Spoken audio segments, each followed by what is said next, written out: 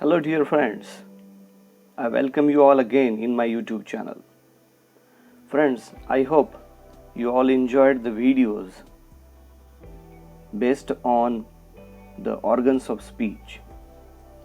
As a part of continuation, today we shall see a new topic, the second chapter from our syllabus. This is Dr. Utkarsh Kirtekar, working in the Department of English, Sri Shivaji College, Pabhani. So, without wasting time, let us move towards the second chapter in our syllabus. The second chapter is about the description and classification of English speech sounds. Friends, generally, speech is used for the process, the purpose of communication. We speak so that our thoughts could be communicated to the listener. In the process of communication, two ends are very important. One is speaker and the other is listener.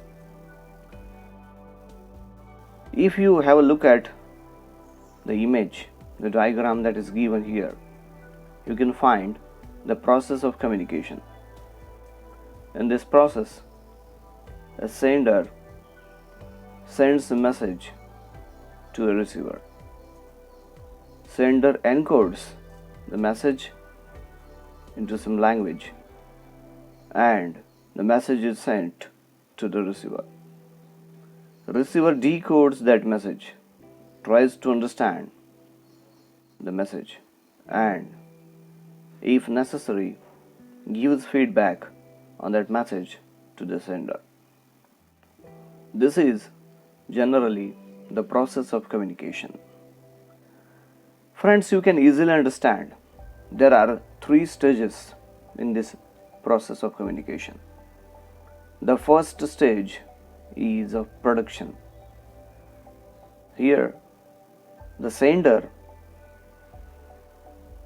produces the message, means the abstract thoughts in the mind of the sender are encoded into some message. So in this way, the first stage is completed here, that is of production of speech sound. Then the second stage is of transmission. The sender uses some medium to send the message that was produced, and this is the second stage, transmission. The transmission stage happens generally by means of speaking. It may happen in other ways also. Sometimes the sender speaks with the receiver face to face, sometimes on the phone, sometimes some written text is also sent there. So these are the different ways through which sender sends the message. The last stage is of reception of message. This is the work of the receiver. The receiver receives the message sent by the sender. So in this way, the process of communication takes place here.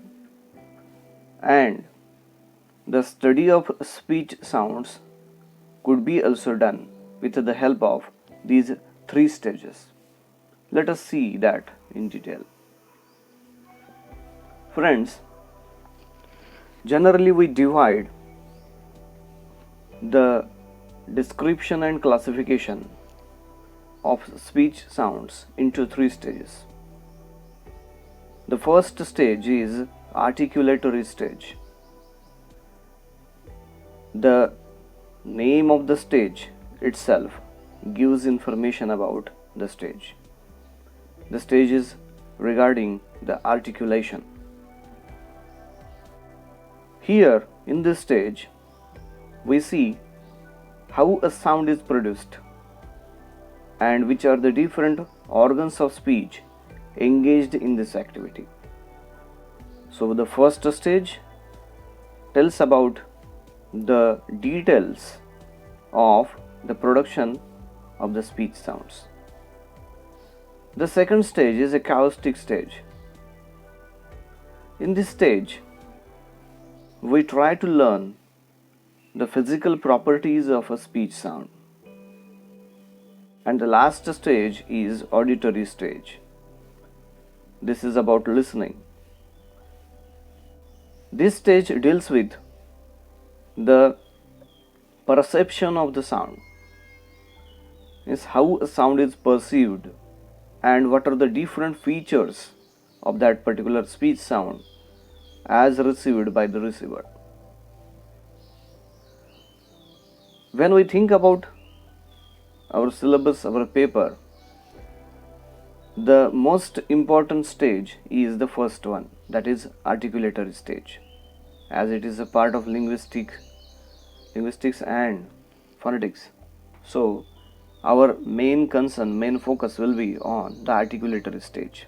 At the same time, we shall also see the auditory stage at some places. But the main focus will be on the first stage, that is the articulatory stage. Now after this, let us have a look at the concepts of vowels and consonants. Friends, you may remember well the school days where the English teacher might have taught you what are the vowels and what are the consonants.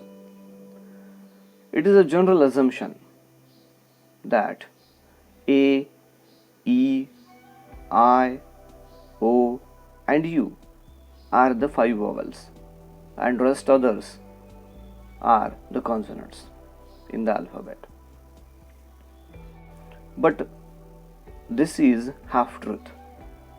If we go by the letters A, E, I, O, U, then we may go wrong here. Why? Because basically vowels and consonants are related to speech sounds and not to letters. We must remember that A, E, I, O and U, these are not just letters, but we need to understand the speech sounds that these letters represent. Generally, in most of the languages, this is a problem. What is that? A letter represents some sound, but every time that letter does not represent the same sound. This is a general problem that we find in all languages, almost all languages. Let us take an example for clarification of this fact. If we think about a proper noun, Anil, the initial sound in this word, in this noun, is A, and the letter A represents the sound A. Now, every time this letter A, does not represent the sound A. How is it? See the next example. There is a common noun, name. Here, after the sound N, there is the letter, after the letter N, which represents the sound N, there is the letter A. But here, this letter A does not represent the sound A. We do not pronounce this word as na, name. Yes, we don't utter this word as name, because if we go by the sounds, then all these letters represent this sound name, but it doesn't happen here. name or name. It doesn't happen here. Why does this happen here in this way? Because this is a general fact, it is a general truth that every time a letter that a letter representing some sound doesn't always do so, and because of that reason it happens. We take an example of the letter A, which represents a vowel. Now in the second example we shall think about a consonant sound. Letter H. In the word home, letter H can be seen in the beginning, and letter H represents the sound H. But the same letter in the next word HOUR does not represent the sound H. We pronounce the word HOUR as our and not as our. However, we don't pronounce it as our. It means that the letters do not stand for the same sound each and every time that they represent, and this is a general truth. After this,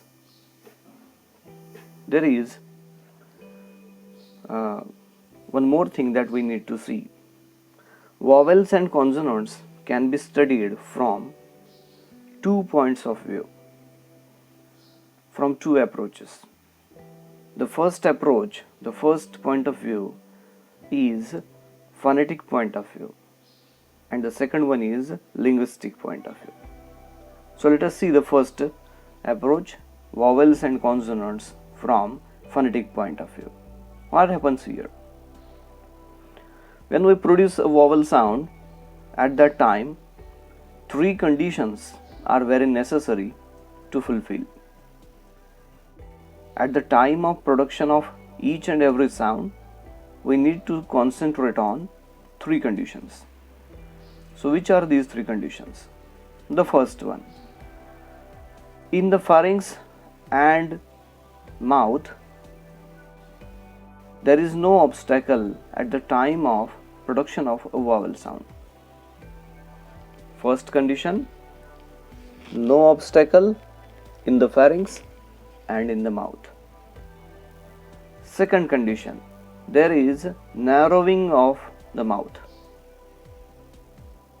First, obstacle is not there. Second, narrowing of mouth is there. And third one, there is no audible friction while passing of the air. Means, when these 3 conditions are fulfilled, at that time a vowel sound is produced. On the contrary, in case of a consonant sound, we do not find the same conditions fulfilling there. What happens there? A consonant sound always has some obstacle in the pharynx and the mouth. First condition. Second condition, the narrowing of the mouth may or may not take place there. And the third condition, there is an audible friction of the air while passing out. So, for vowel and for consonant, what is the condition of the pharynx, mouth, what is about the friction, and what is the narrowing of the mouth? These conditions we try to see here. Let us try to understand the same things with help of an example. See, let us concentrate on the word sit. This example, sit. The word sit is having 3 sounds. First is S, second is E, and third is t. They are represented by the letters respectively S, I and T. Now let us concentrate on each letter and its production. When we articulate the E sound represented by the I letter, what happens? How is the condition? The first condition, there is narrowing of mouth. Second condition, the air passes out without any friction. And the third condition, there is no obstacle in the pharynx and the mouth. This happens because this is a vowel sound. E is a vowel sound, and so these conditions happen here. But on the contrary, the same is not the case with the remaining two sounds. For the production of S sound represented by the letter S, what is happening there? There is a narrowing of the mouth, first condition, but the remaining two conditions are different from the earlier one. There is a hissing sound produced by the touch of our tip and blade of the tongue to the tooth ridge, and there is friction, audible friction to the air also.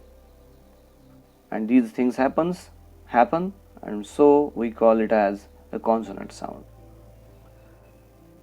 The last sound, T, represented by the letter T, also has a similar condition, almost a similar condition. What is there? There is narrowing of mouth, first condition. The air is blocked in the pharynx, and there is a sudden release to that air, and so a friction is caused there. Because of that reason, the T sound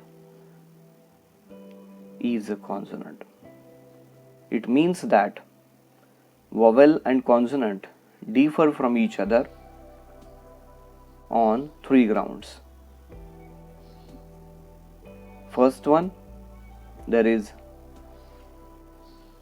obstacle for a consonant sound in pharynx and mouth, which is not there for a vowel sound. Second, narrowing of mouth is compulsory for a vowel sound, which is not so for a consonant sound. And the third one, audible friction is again compulsory for a consonant sound, which is not for a vowel sound.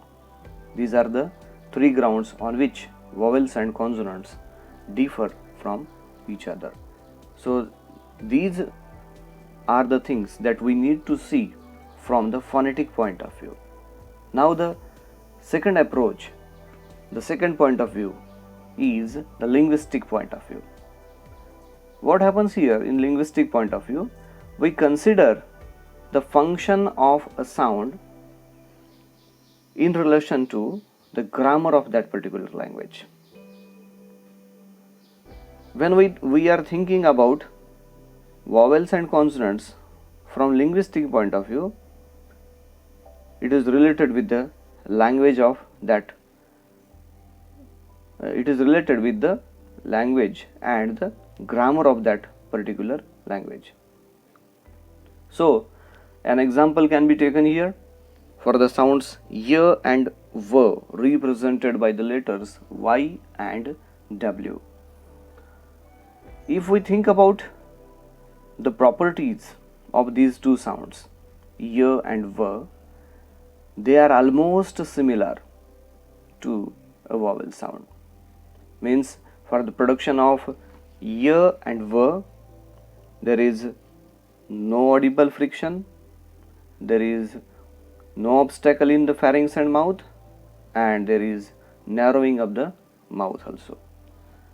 So, y and v, these sounds are produced almost like a vowel sound.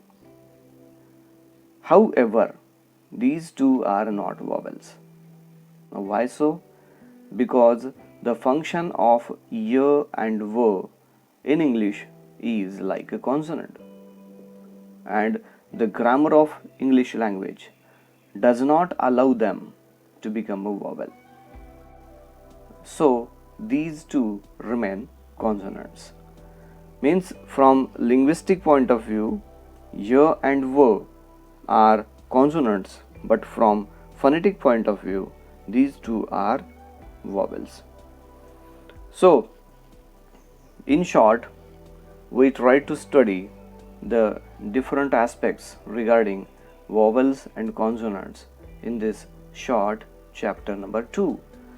With this, I stop here. I thank you all for your patient listening. With a new chapter, with a new video, we shall meet very soon. Till then, goodbye.